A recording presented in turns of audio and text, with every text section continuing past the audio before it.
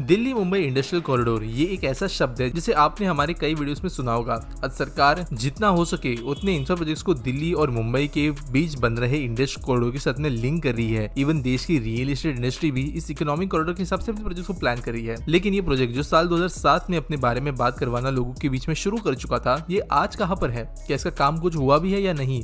इसी चीज के बारे में हम जानेंगे। वैसे 2007 में इस प्रोजेक्ट के बारे में बात होने के बाद कुछ ज्यादा काम इसके ऊपर हुआ नहीं। 2011 में वैसे इसे ऑफिशियली शुरू किया गया था सरकार के द्वारा, लेकिन एक्चुअल में national industrial corridor for development and implementation जो ट्रस्ट है ये 2016 में मंजूर हुआ था, जिसके बाद में मौजूदा डीएमआईसी प्रोजेक्ट के स्कोप को बढ़ाने का निश्चय किया गया था। यहाँ पर बेसिकली स्मार्ट सस्टेनेबल सिटीज और इंडस्ट्रियल लैंड्स को बनाना था, जब पर high speed high capacity connectivity के साथ में इनको इक्विप करना था। दिल्ली, यूपी, हरियाणा, राजस्थान, मध्य प्रदेश, गुजरात और महाराष्ट्र जैसे राज्यों को यहाँ पर डेवलप किया जाना था। लेकिन इस प्रोजेक्ट के बारे में उसके बाद में हमें कुछ खास सुनने के लिए मिला नहीं। तो अब समझते हैं कि एक्चुअल में प्रोजेक्ट कहाँ पर पहुंचा, लेकिन थोड़ा सा प्रोजेक्ट के बारे में पहले समझना जरूरी होगा। इस प्रोजेक्ट के अंदर बेसिकली डीएमआईसी के पर्सपेक्टिव प्लान में 24 नोड्स को आइडेंटिफाई किया गया था जो इन्वेस्टमेंट के हिसाब से होंगे, और 11 इन्वेस्टमेंट रीजन्स को भी आइडेंटिफाई किया गया था। साथ में 13 इंडस्ट्रियल एरियाज थे जो 6 राज्यों के अक्रॉस फैले हुए थे। स्टेट गवर्नमेंट, सेंट्रल गवर्नमेंट दोनों की कंसल्टेशन के बाद में इनको डिसाइड किया गया था। अब प्रोजेक्ट को फेजेस में बनाया जा रहा था, जहां पर फेज 1 में 8 इंडस्ट्रियल सिटीज को प्रपोज किया गया था, जिसमें 4 सिटीज को साल 2014-15 और साल 2015-16 में सैंक्शन हो गया था, जिसके बाद में इन पर काम शुरू हुआ। अगर आज हम इन 24 नोड्स के बारे में बात करें तो यहाँ पर इनके बारे में कुछ हमें ये देखने मिलता है। पहला है गुजरात का ढोलेरा स्पेशल इन्वेस्टमेंट रीजन। ये डीएमआईसी का एक नोड है। 920 स्क्वायर किलोमीटर लंबी एक स्मार्ट सिटी अब तक रेडी नहीं हुई है और आने वाले दशकों तक होगी भी नहीं। रिसेंट में यहाँ पर Tata group, L&T, Reliance industry, Suzlon energy, Adani group, इन्होंने बहुत बड़े इन्वेस्टमेंट्स किए हैं। इनफैक्ट देश का जो बड़ा सेमीकंडक्टर इन्वेस्टमेंट होने वाला था वो भी यही होने वाला था, लेकिन कुछ रीजंस की वजह से वो अब नहीं होने वाला है।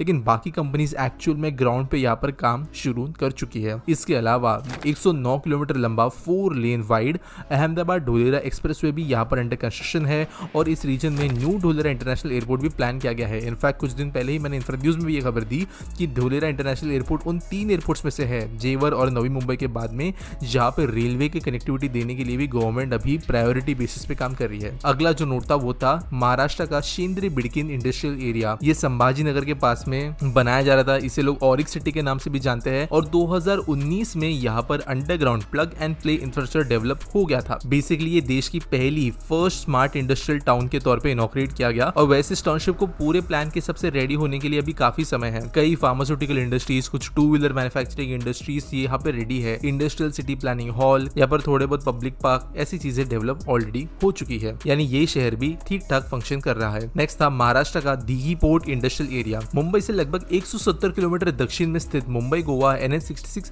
और कोंकण रेल लाइन के साथ में ये नोड बनाया गया, और ये देश के पोर्ट इंडस्ट्री के लिए एक नया फायदा प्रदान करने वाला था। दीघी पोर्ट इंडस्ट्रियल एरिया रायगढ़ जिले के रोहा और मानगांव तहसीलों के 9 गांवों में स्थित है, और इसके विकास के लिए 2450 हेक्टेयर्स ऑफ लैंड की जरूरत थी, और इसके लिए इतना बहुत बड़ा पार्सल आइडेंटिफाई भी कर लिया गया है। यहाँ कई कंसल्टेंट्स अपॉइंट हुए जिन्होंने डीपीआर और डिटेल मास्टर प्लानिंग की, प्रिलिमिनरी इंजीनियरिंग और डिजाइन किए, और टेंडर डॉक्यूमेंट्स भी प्रिपेयर किए। साल 2021 में यहाँ पर अडानी पोर्ट्स ने दीघी पोर्ट को ₹705 में खरीद लिया, जहाँ पर अडानी पोर्ट्स ने कहा कि वो 10,000 करोड़ का इन्वेस्टमेंट करेंगे एक मल्टी कार्गो पोर्ट इसको बनाने के लिए। यानी इस नोड के ऊपर भी ठीक ठाक काम हो रहा है, लेकिन रिसेंट की खबरें ये है। नेक्स्ट नोड था हरियाणा के मानेसर बलवल इन्वेस्टमेंट रीजन। आज Manesar Bawal investment region 422 square kilometre area में फैला हुआ है, और आज ये देश का one of the largest auto hub है, जो कि Maruti Suzuki, Harley Davidson, Honda motorcycles and scooters, ये इंडिया की मैन्युफैक्चरिंग प्लांट्स जो इनके सबसे बड़े वाले हैं यहीं पर है। मानेसर टाउन को as an international centre for automotive technology भी डेवलप किया गया है। इसके अलावा राजस्थान के कुरुक्षेत्र, भिवाड़ी, नीमराना इन्वेस्टमेंट रीजन,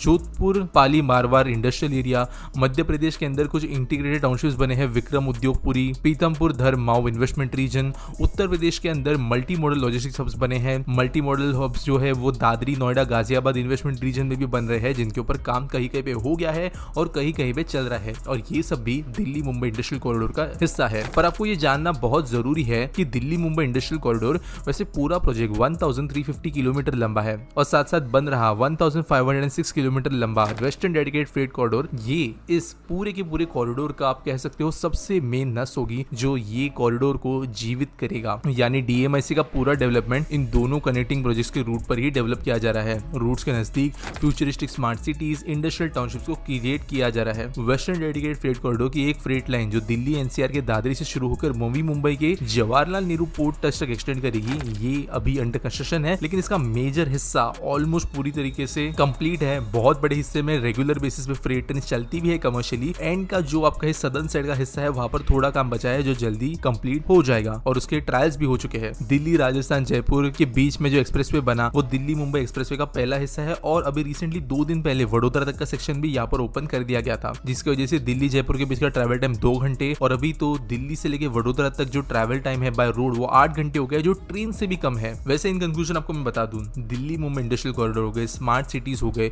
ये कोई भी फिक्स टाइमलाइन वाले प्रोजेक्ट्स नहीं होते। यहाँ पर गवर्नमेंट का काम होता है कि वो सिर्फ एनवायरमेंट बनाए, वो वहाँ पर बेसिक इंफ्रास्ट्रक्चर बनाए, वो वहाँ पर फंडिंग ले आए, वो वहाँ पर पैसों का इंतजाम करे, वो वहाँ पर इन्वेस्टमेंट लाने के लिए कंपनीज के पीछे लगे। और ये सब होने के बाद में अगर चीजें सही जाती है तो इन्वेस्टमेंट्स आकर धीरे धीरे नेचुरली प्राइवेटली ग्रो होती है। यहाँ पर कभी भी कोई फुल स्टॉप नहीं होता कि अब प्रोजेक्ट कंप्लीट हो गया। हमें कभी सुनने के नहीं मिलेगा कि ढोलेरा प्रोजेक्ट कंप्लीट हो गया है, क्योंकि यहाँ पर कंटिन्यूस जब एक शहर बन जाता है तो वो ऑर्गेनिकली ग्रो होते रहता है। वहाँ पे गवर्नमेंट उससे बाद में कंट्रीब्यूट नहीं करती, चाहे आज का नोएडा हो, गुड़गांव हो, नवी मुंबई हो, चंडीगढ़ हो। ये हालांकि प्लान शहर है, लेकिन आज हम ये नहीं बोलते कि नोएडा कंप्लीट हो गया है। Similarly Delhi Mumbai industrial corridor भी एक बहुत ज्यादा लॉन्ग लास्टिंग प्रोजेक्ट है जो दशकों बाद में भी ग्रो होता रहेगा और एक डिसेंट लेवल की डेवलपमेंट हमें Delhi Mumbai industrial corridor project में देखने को मिली है, जो दुनिया का one of the biggest industrial projects है। उम्मीद करता हूं आपको ये वीडियो अच्छी लगी होगी। आपके पास कोई अगर सवाल है तो मुझे आप कमेंट से पूछ सकते हो। वीडियो अच्छी लगी तो लाइक जरूर करना और मिलेंगे अगले वीडियो में।